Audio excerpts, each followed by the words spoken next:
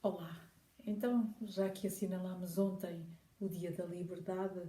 surge-me falar sobre a ausência da liberdade, mas de um ponto de vista mais interno, aquilo que vou designar de confinamento interno. De facto, hum, é um direito esta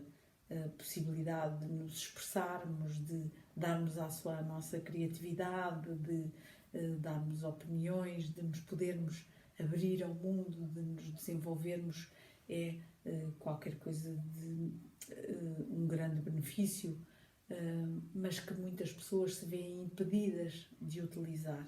porque têm um confinamento interno, ou seja, uma impossibilidade de se abrirem a este mundo exterior, de poderem beneficiar de todo o mundo relacional para se poderem depois ir transformando e desenvolvendo.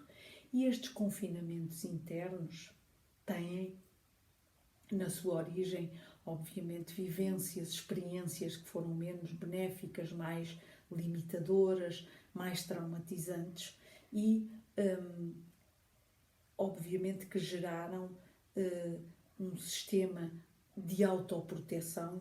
que muitas vezes limita o indivíduo desta interação com o mundo exterior, que impede que possa integrar aspectos deste mundo exterior para se ir continuamente desenvolvendo. O que acontece é que o que gera estes confinamentos e estas limitações da experiência afetiva, relacional, são aspectos que não são conscientes, porque se eles fossem de ordem conscientes, se eles estivessem na nossa consciência, então seria muito mais fácil manejá-los, seria muito mais fácil contorná-los, alterá-los. O problema é que são condicionantes que estão lá a um nível não consciente e, portanto, que o indivíduo não tem acesso a eles a menos que faça uma boa psicoterapia psicanalítica, uma boa psicanálise. Caso contrário, eles saem de forma automática, manifestam-se automaticamente sem que haja um controlo sobre esses mecanismos que se manifestam dessa forma. A verdade é que todo este confinamento interno tem um objetivo que é a autoproteção, que é evitar a experiência de retraumatização, que é evitar que a pessoa experiencie de novo situações que foram sentidas como lesivas emocionalmente, que aportaram muito sofrimento e, portanto, que todo o aparelho psíquico fica voltado neste confinamento para uma autoproteção. O problema é que esta autoproteção imprepara o indivíduo para lidar depois com as situações que são adversas. Não é? Repare-se que nós estamos a viver numa situação que é uma situação traumática, que é uma situação que gera angústia, que gera incertezas acerca do futuro, acerca da nossa saúde, acerca do modo como nós vamos poder viver a nossa vida. E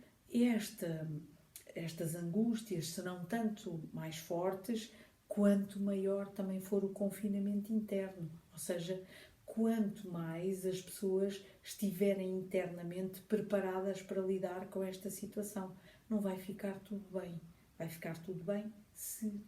as pessoas conseguirem lidar com esta situação sem que isto possa trazer grandes lesões à sua vida emocional, à sua vida relacional. Caso contrário, obviamente que as situações difíceis, as situações dolorosas deixam sempre as suas marcas. Há pessoas com maior competência, com maior criatividade para ultrapassar essas situações, mas a verdade é que todos nós temos confinamentos internos de maior ou menor grandeza. Quanto maior for o confinamento interno, maior é a doença. Aqui é ao contrário do que se passa nos nossos dias. De facto, nós, se estivermos confinados ao espaço de casa, não interagirmos muito, talvez consigamos aqui controlar mais esta doença do Covid. Na nossa vida emocional é ao contrário. Quanto mais confinamento, maior doença, menor saúde emocional, porque o indivíduo fica muito mais centrado sobre si, sobre a sua experiência, muito menos aberto a todo o campo relacional e todo o campo que possa promover a integração de novas experiências e que essas sim serão promotoras do desenvolvimento. Portanto, temos que ter em conta que estes confinamentos internos impedem toda uma vivência mais saudável, impedem toda uma experiência de vida relacional, afetiva, que essa sim promove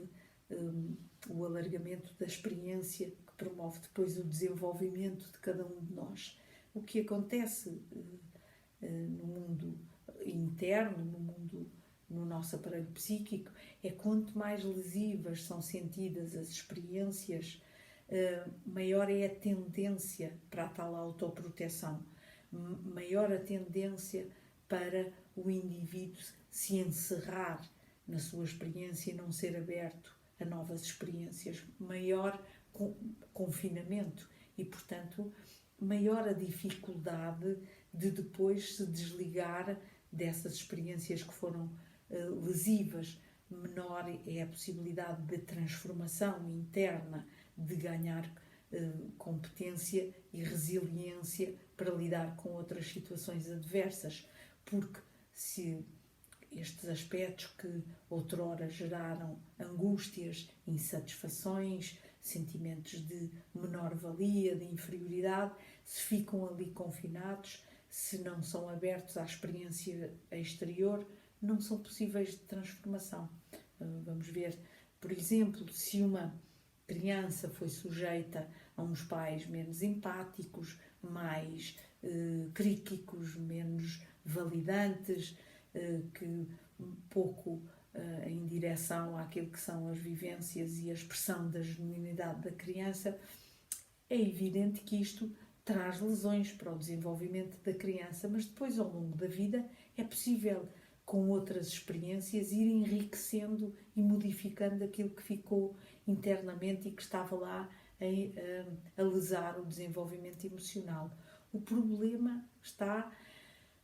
que, ao longo do desenvolvimento, às vezes as pessoas vão validando precisamente essas mesmas experiências, vão dando importância a pessoas que funcionam com elas do mesmo modo. E não é por uma tendência masoquista, é simplesmente porque as pessoas ficam agarradas ao que é conhecido, à experiência que já é mais familiar e, portanto, têm mais dificuldade em ir em direção ao novo. Por isso vão validando sempre o mesmo tipo de experiências e aí não podem modificar a representação que têm de si própria quando essa representação não é muito positiva. Portanto, quero chamar a atenção que toda a possibilidade de liberdade externa é algo benéfico e fantástico, mas que não nos podemos esquecer é daqueles constrangimentos que existem internamente a toda a expressão da liberdade. E esses, sim, do tal confinamento interno que impedem o alargar da experiência de vida, o alargar da experiência afetiva, relacional, e que nós temos que ter em conta que o exterior está sempre em contacto com o nosso interior e o nosso interior em contacto com o exterior e, portanto, tudo isto sempre em retroalimentação. Portanto, não podemos dizer que depois desta situação vai ficar tudo bem, porque vai ficar tudo bem para quem conseguiu fazer com que ficasse tudo bem, porque algumas pessoas sairão daqui mais angustiadas, mais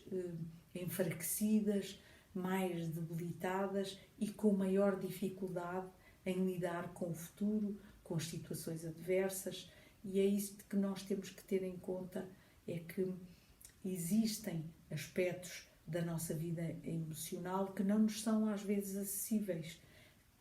que sozinhos não chegamos lá, que precisamos do auxílio de outros para conhecermos essas áreas que muitas vezes estão a encriptar e a impossibilitar o nosso desenvolvimento e a manter-nos